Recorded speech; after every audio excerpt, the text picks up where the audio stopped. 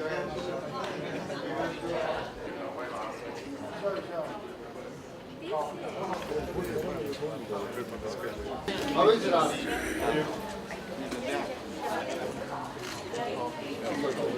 Ambassador of the People's Republic of China, Your Excellency, Mr. Zhang Ping, members of the delegation, senior government officials and private sector representatives, and ladies and gentlemen, Bulavinaka, and a very good morning to all of you.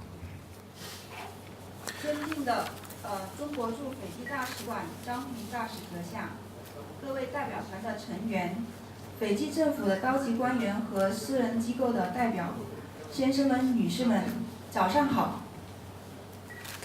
It gives me great pleasure to be here this morning to welcome all of you to this seminar and exchange meeting. And I'd firstly like to acknowledge the presence of our international guests, and I hope your stay in Fiji so far has been pleasant and fruitful, and we look forward to engaging with you further in the next few days.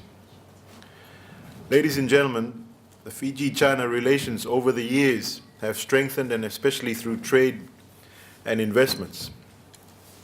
And my recent visits to Guangdong and the Fujian provinces earlier this year have demonstrated our commitment to enhance our bilateral trade relations.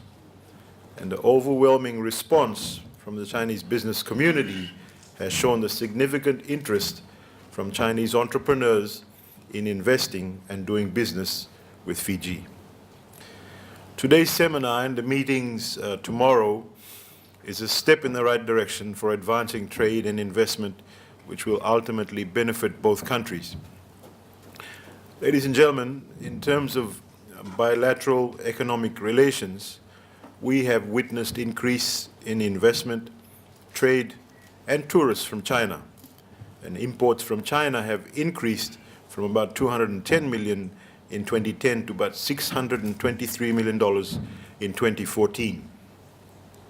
Fijian exports to China have also increased from 5 million to 37 million in 2014, but still remain comparatively low. Tourist numbers from China to Fiji have been increasing year on year.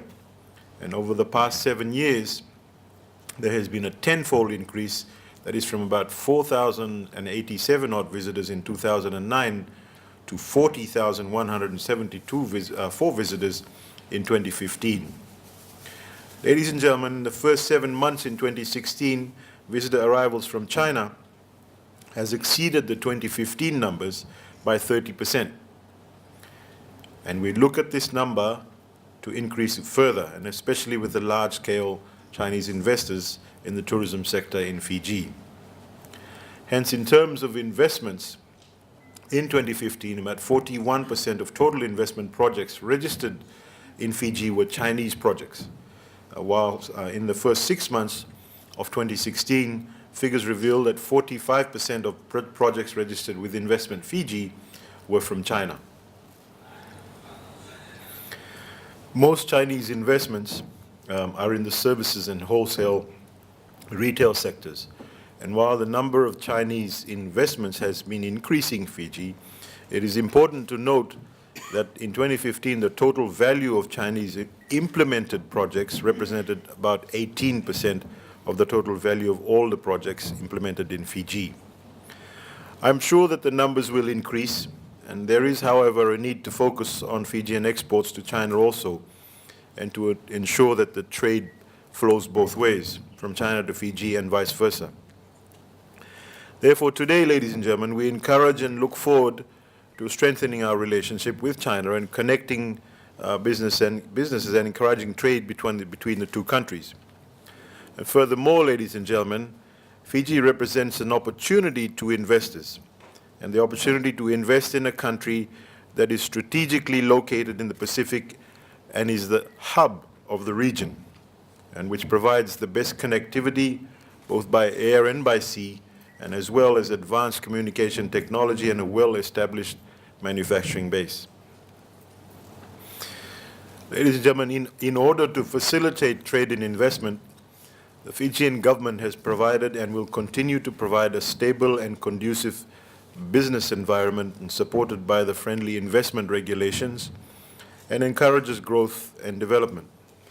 The recently announced national budget shows the Fijian government's determination and focus on getting the economic fundamentals right for business to thrive in Fiji so that our economy can grow to better the living standards of all of our citizens.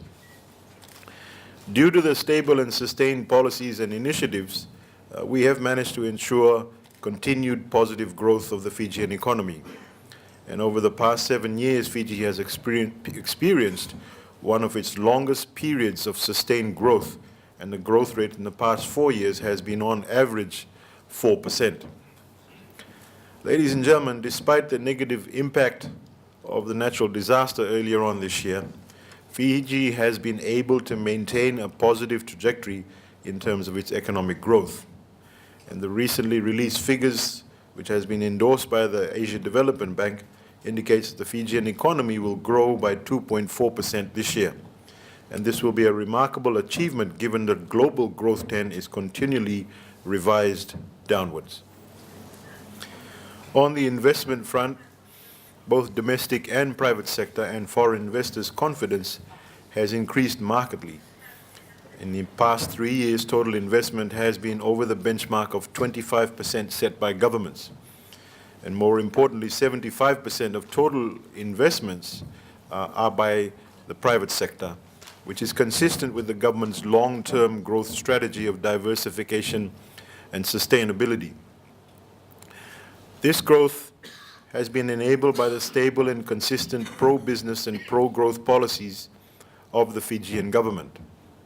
And the Fijian government recognizes that the private sector investment is key to sustainable economic growth. Therefore, the government is committed to modernizing our infrastructure and providing a conducive environment that contributes to a competitive, robust, and resilient private sector. Government will continue with its strategic investment in infrastructure development and upgrade in the next few years, be it the significant upgrade currently being undertaken at the airports, or expansion of our seaports, or construction of new roads reaching interior locations that were previously inaccessible but with untapped investment opportunities. Ladies and gentlemen, Fiji's trade and investment aspirations are now guided by the Fijian Trade Policy Framework and the Green Growth Framework.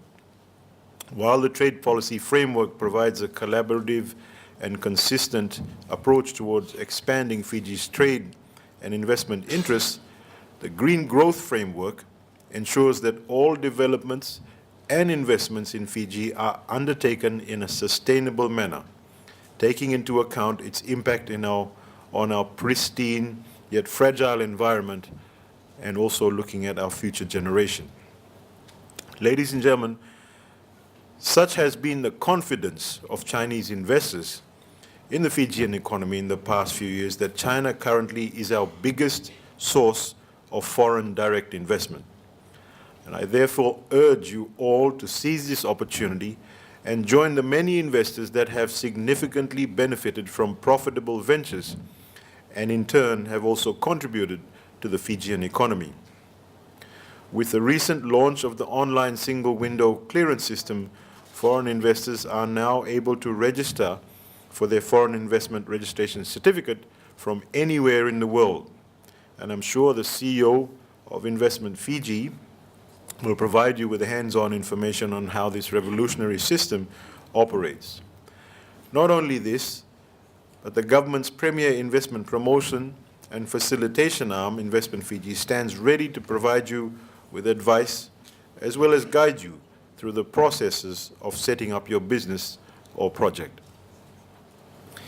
Ladies and gentlemen, Fiji is well connected to the world for both business as well as pleasure travel. In fact, Fiji has direct connectivity to all the continents bordering the Pacific Ocean, with the only exception being South America. Fiji's connectivity has been further boosted with the recent launching of the direct flights to Singapore and to San Francisco by Fiji Airways. More importantly, Fiji is the manufacturing, transportation, and telecommunication hub of the Pacific. This, simply put, means that Fiji is not only a market of 890,000 people, but a gateway to a market of about 38 million people in the region. Fiji also has the best investment incentives in the region, the lowest corporate taxes, streamlined income tax, and the ability to get a maximum of 20 years tax-free status, depending on the investment amount in selected regions. And we have the best incentives in the audio-visual sector, with about 47% rebate for approved production costs incurred in Fiji.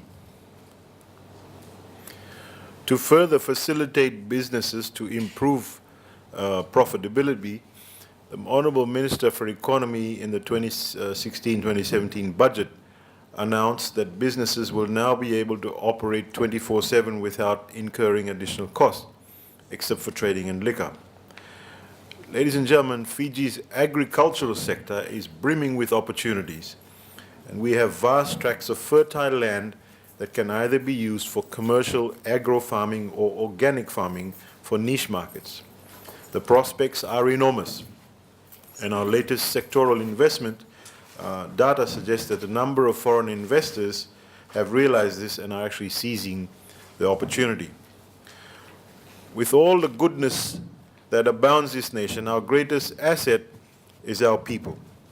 The Fijian people are highly skilled, talented, and many are multilingual, as well as possess good health to make up a productive workforce. There are some of the many reasons, or these are some of the many reasons, why you are at the right place today. Fiji is open for business, and we stand ready to provide assistance to enable you to venture successfully in your business aspirations in Fiji. Ladies and gentlemen, the bottom line is that Fiji and China are historical trading partners, and we can work together to reach the full potential of our relationship.